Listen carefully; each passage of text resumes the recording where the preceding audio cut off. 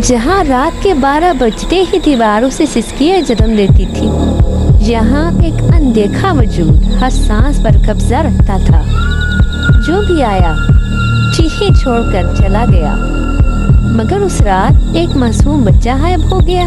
वो बच्चा कहाँ गया, ये जानने के लिए वीडियो आखिर तक ज़रूर देखें। बिस्मिल्लाहिर्रहमानिर्रहीम। शहर के आखिरी किनारे पर एक ऐसा पुराना घर था जिसकी दीवारों पर नमी के स्याह निशानात और दीवारों पर लटके हुए जाले खौफनाक लगते थे। रात के वक्त वहाँ से अजीब सी सिसकियों और सरगोशियों की आवाज़ें आती थीं। मोहल्ले वाले कहते थे ये घर जिंदा है और जो यहाँ आता है सुकून खो बैठता है। उस घर में एक खबीस जिन रहता था।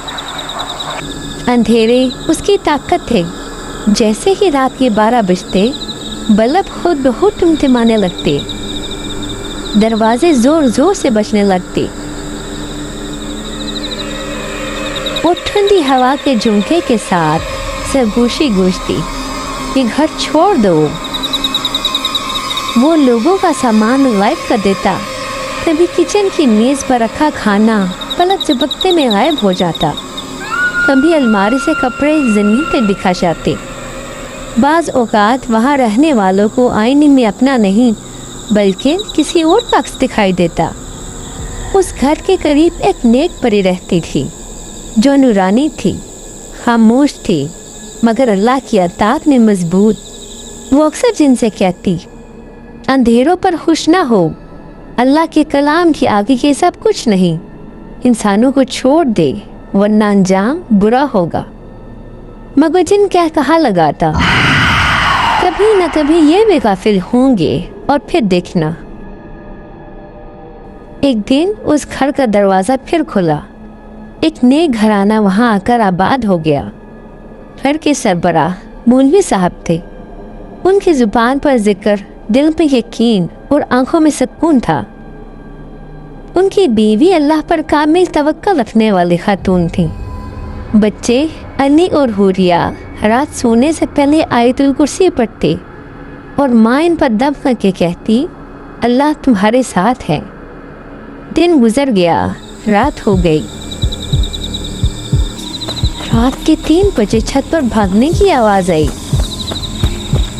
फिर अचानक पंखा जोर जोर से हिलने लगा।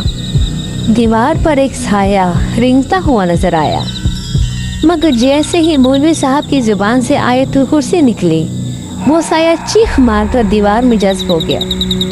परी ने सरगोशी की, देख लिया, ये अल्लाह के बंदे हैं, रुक जाओ। जिनने दान पीसे तभी नहीं। कुछ दिन बाद अली बीमार हो गया।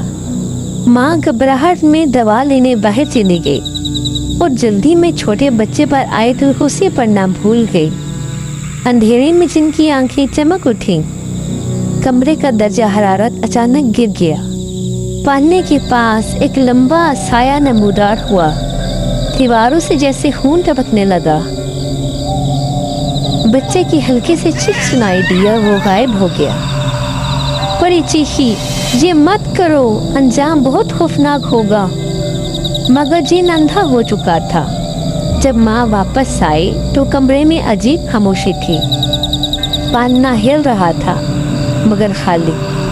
दीवार पर बच्चे के नन्हे हाथों के निशान उभरे हुए थे। माँ चीख उठी। घर की बत्तियां बुझने लगी। दरवाजे खुद बहुत बंद हो गए। कहीं हंसी की खौफनाक आवाज़ गूंजी। आखिरकार वो जाए नमाज पर सजदे में गिर गई। आंखों से आंसू, होंठों पर माउज़ुद्दीन का विद जारी हो गया। जैसे ही विद तेज हुआ, जिनको लगा उसका जिस्म जल रहा है। उसकी चीखें सुनाई देने लगी। उसका साया बिखरने लगा, दीवारों से टकरा कर पिघलने लगा। परी की आवाज़ गूंजी, अभी भी वक्त है। जिन कांप उठा। दिन में पहली बार खौफ नहीं नदामत उतरी।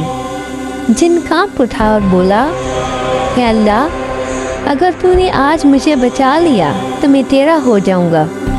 अचानक अंधेरा छटने लगा। जिन का जलता हुआ वजूद रुक गया। उसने फौरन बच्चे को माँ के कदमों में रख दिया।